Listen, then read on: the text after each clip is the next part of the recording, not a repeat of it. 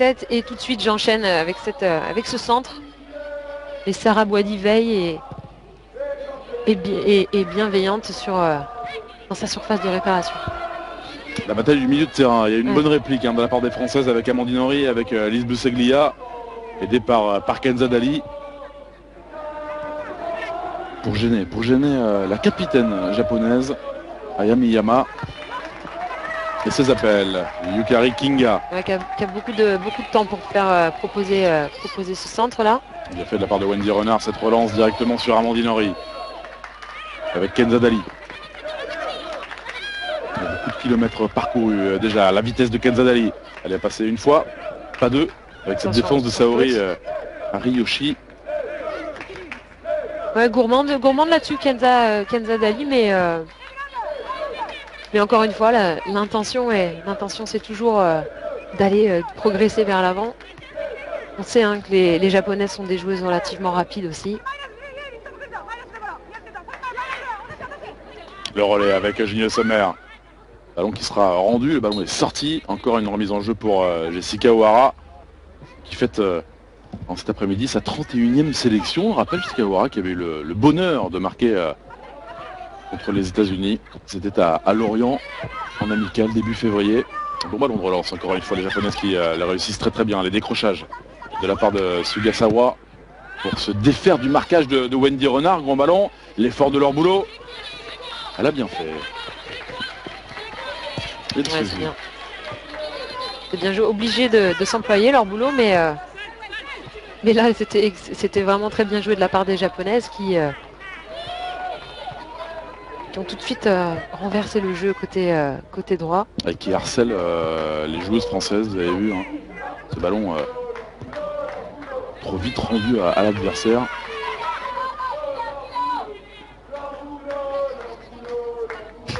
Leur boulot avec Alice Busaglia. Là voici Wendy Renard. La capitaine qui n'a pas joué la première rencontre contre le Portugal. Et que l'on a vu titulaire aux côtés de Gridjembok contre le Danemark. On reste dans le camp français. Wendy Renard pour cette relance.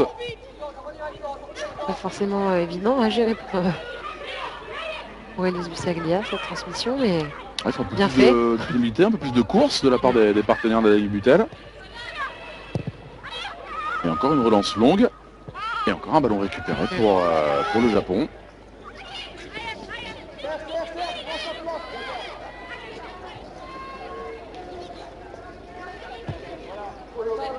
Komagai avec Kinga. Ballon pour Yuri Kawamura. Elle balaye bien le terrain en largeur, les Japonaises. Travail de Sugasawa également. Récupération très haute de la part des Françaises. Carla Boger contrée. Carla Boger avec ce contre favorable. Ouais. Et finalement, ballon rendu. Là également volonté d'aller trop rapidement peut-être vers l'avant de la part de Claire Lavoger, mais encore une fois, le Japon et les Japonaises sont gênantes, très gênantes pour les Françaises. Bien placées, agressives. Les Japonaises qui ont mis fin à une anomalie. Elles ont enfin remporté la Coupe d'Asie des Nations. Oui. C'était l'été dernier. Ils ont d'ailleurs validé leur billet pour la Coupe du Monde ainsi. Première victoire en Coupe des Nations pour le Japon. Anomalie rectifiée. Oui, ballon directement pour Sarah Boadi. Vous dites bien en disant anomalie, effectivement, quand on est champion du monde et que pas gagner cette compétition, c'est un peu sur la tête. Il commence à avoir un palmarès sympathique, Norio Sasaki, le sélectionneur de cette équipe japonaise, qui était à la tête des U18, des U20 auparavant. Et maintenant plus de 7 ans, qui est le sélectionneur de l'équipe du Japon au féminin. Et c'est lui qui emmènera cette sélection en Coupe du Monde. Le Japon versé dans le groupe C au Canada, en compagnie de la Suisse, du Cameroun et de l'Équateur. A priori, un groupe largement à la portée des Japonaises. Ouais, avec une première Coupe du Monde pour la Suisse. C'est le Cameroun également. Ouais, Japon-Suisse, ce sera le premier match pour chacune des deux sélections dans cette du monde au Canada.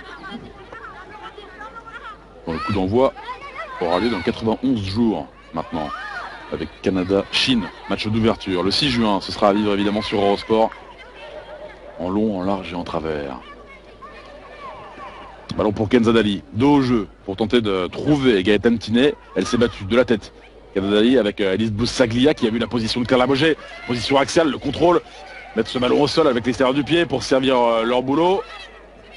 Centre de leur boulot, deuxième poteau, encore Eugénie Le Sommer.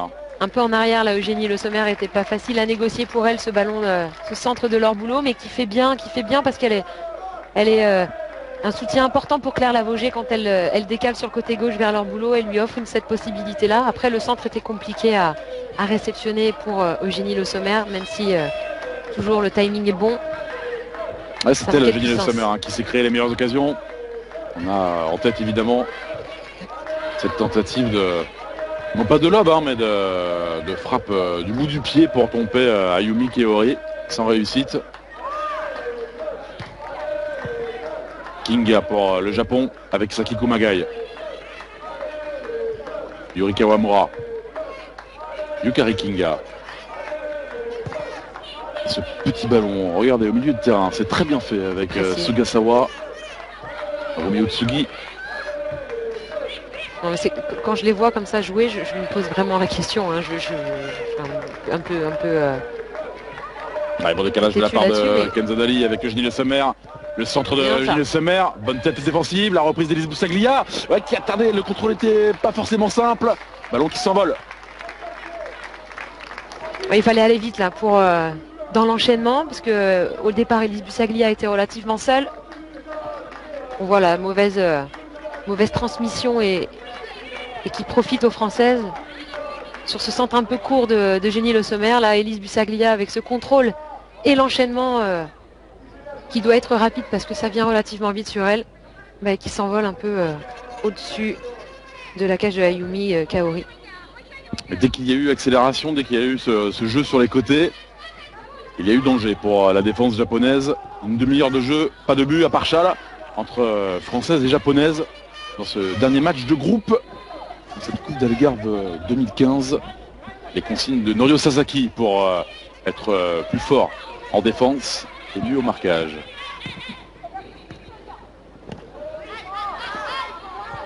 Ce sera un ballon pour le Japon, un ballon pour Shinobu Ono. Le voici, la numéro 11.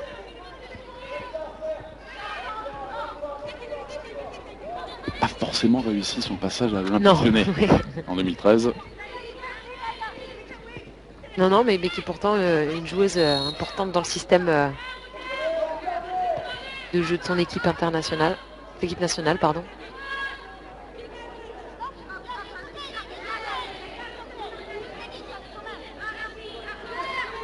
En revanche,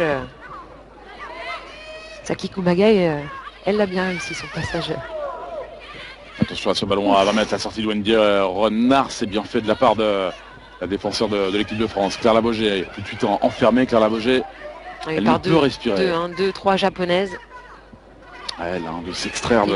Malgré les qualités, pardon Thomas, mais malgré les qualités techniques et la vivacité que Claire Labogé peut avoir, eh bien, c'est loin d'être évident, mais je pense qu'elle va aussi gagner en expérience et en maturité grâce à ce genre de match joué.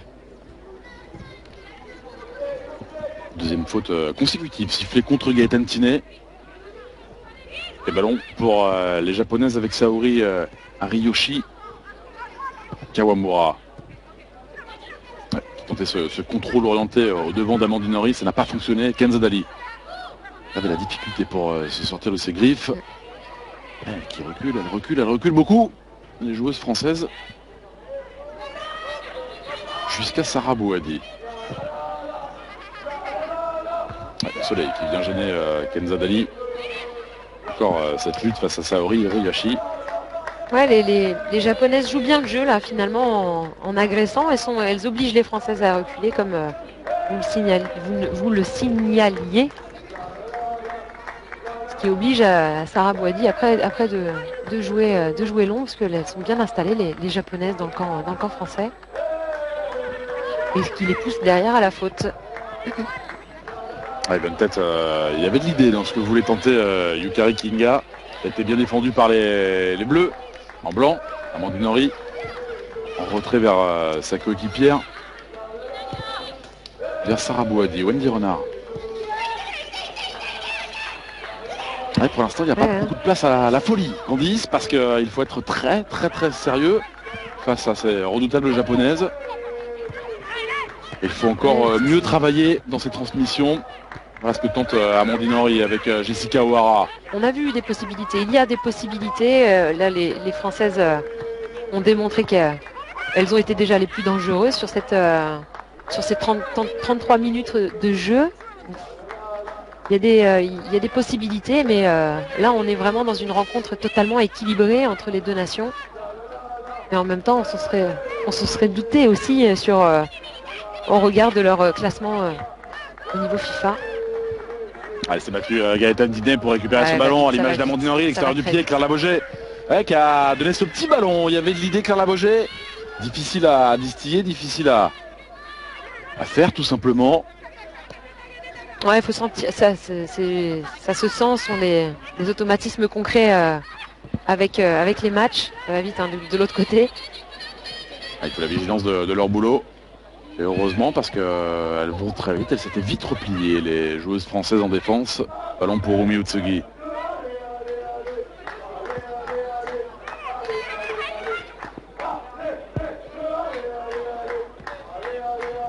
C'est elles qui ont le loisir de construire les japonaises. C'est elles qui donnent le tempo dans cette rencontre. En appui, toujours Yuki Ojimi, que l'on voit assez peu la numéro 17, mais attention à elle. Yuki Ojimi, leader avec son club de Wolfsburg en Bundesliga féminine, ancienne joueuse de Chelsea. Ojimi qui joue un peu moins cette saison avec le double champion d'Europe, Wolfsburg. Mais qui est connu de grandes joies. La voici Ojimi qui a remporté la Ligue des Champions en Allemagne il y a quelques années de cela.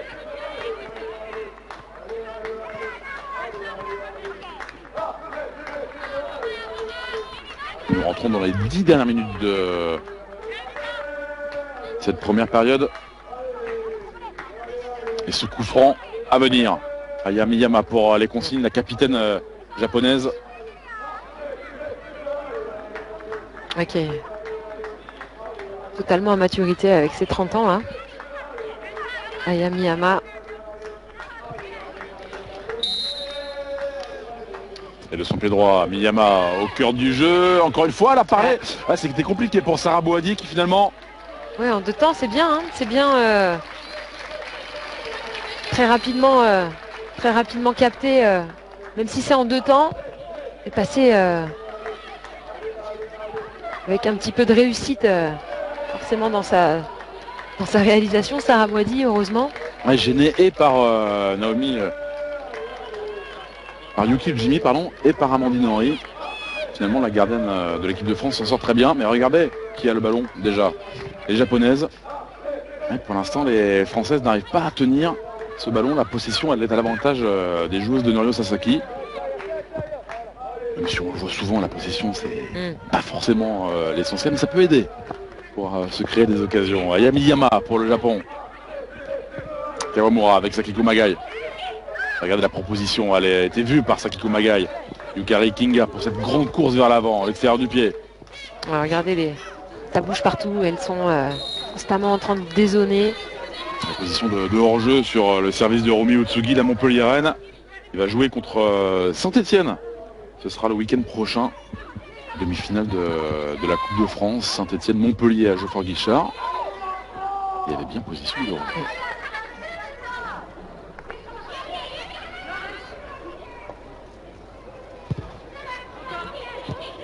Ouais, tout de suite agressive. Bah, quand vous savez qu'il y a 6 changements possibles dans ce tournoi de l'Algarve, voilà, elle donne tout. Bien. Elle donne tout. Gaëtan Tinet qui s'en sort, Gilles Sommer. Amandine Henry avec Elise Boussaglia. Il passe en retrait vers Anaïk Butel. Voilà, c'est un nouveau problème pour l'équipe de France. C'est le premier problème posé dans ce tournoi de l'Algarve. Après 2 adversaires assez conciliants.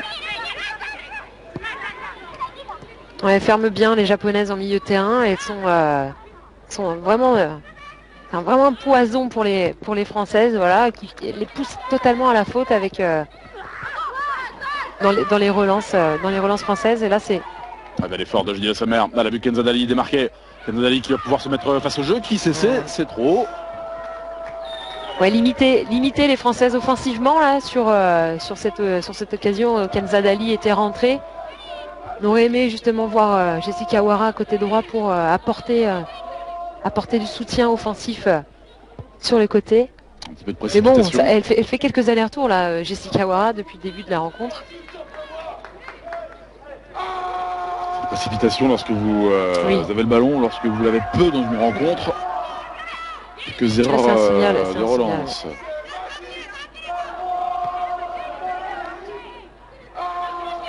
Jessica Ouara justement pour cette remise en jeu. L'appel de Kenza Dali. Elise Boussaglia a été servie, une touche de balle. Kenza Dali pour cette tête. Gaëtan Tiné face à Romi Utsugi. Elle tentait le petit pont. Gaëtan Tiné une fois, pas deux. Il y a deux japonaises et puis elle remporte ce ballon encore une fois. Excusez-moi le mauvais jeu de mots, mais c'est vraiment casse-tête japonais là pour le coup. Il n'y a pas de solution pour les Françaises, même si elles se sont créées les meilleures occasions, on va le rappeler.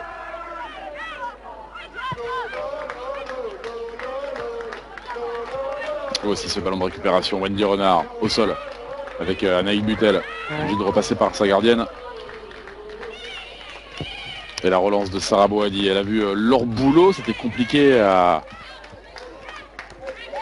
faire ensuite avec son pied gauche pour son contrôle. À chaque fois qu'il y a eu jeu long, il y a eu récupération du Japon. À chaque fois et les Françaises continuent dans cette lignée-là, obligées de passer par ici parce qu'elles n'ont pas d'autre solution. Alors après, il va falloir peut-être en trouver d'autres solutions ou d'être un peu plus précis dans ces longs ballons. Et précis, je parle de la transmission et de la réception de la passe. Il faut faire les efforts. Pour l'instant, elles jouent un peu moins ensemble. On a très peu vu Claire Lavogé. Au sein du 11 tricolore, le petit geste technique tenté par Ayami Yama. Et encore une fois, ça va revenir. Nous rentrons dans les 5 dernières minutes du temps réglementaire. 0-0 entre la France et le Japon. Et on revoit ce coup franc d'Ayami Yama. Ouais, qui oblige Sarah Boadi à s'allonger et bousculer un petit peu ses adversaires et sa partenaire de jeu aussi.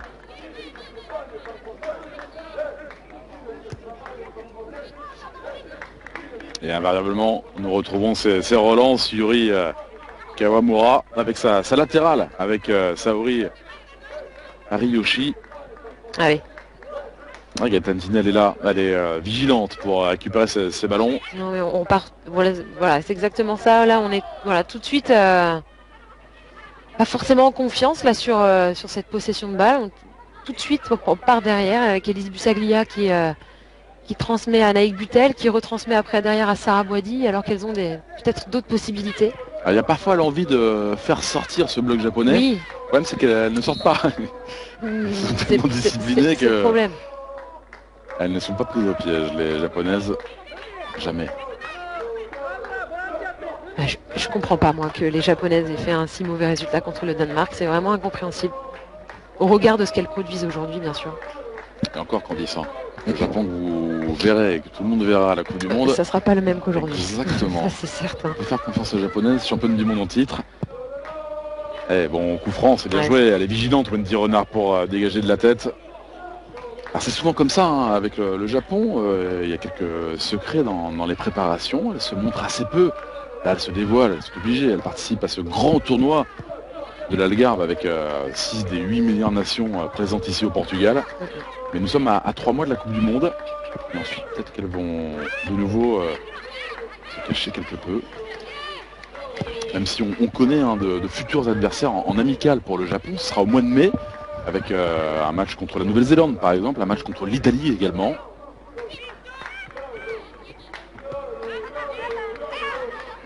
Bien fait encore une fois de la part de Ayami Yama. Yukari Kinga. Ono qui sert de relais. Ah, c'était bien joué là de la part des Japonaises. Ouais, Ah, de là, base, c'est bien fait attention, avec ce défensivement. contrôle, cette passe, la frappe, extérieur du pied, Ouais. et l'ouverture du score du Japon.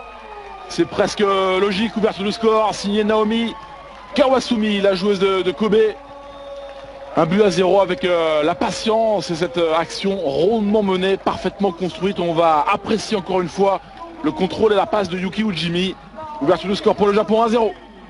Ouais, très belle réalisation. Ça partait encore même avant. Il y avait une possibilité encore qui n'a pas été bien négociée par le Japon. Mais l'efficacité, comme vous l'avez dit, la persévérance. Et puis là, on le voit hein, défensivement, des petits décalages qui se sont réalisés. Et les Japonaises omniprésentes, vives, rapides, et qui concluent. Et juste avant la mi-temps, c'est pas le meilleur moment pour encaisser un but, on le sait bien.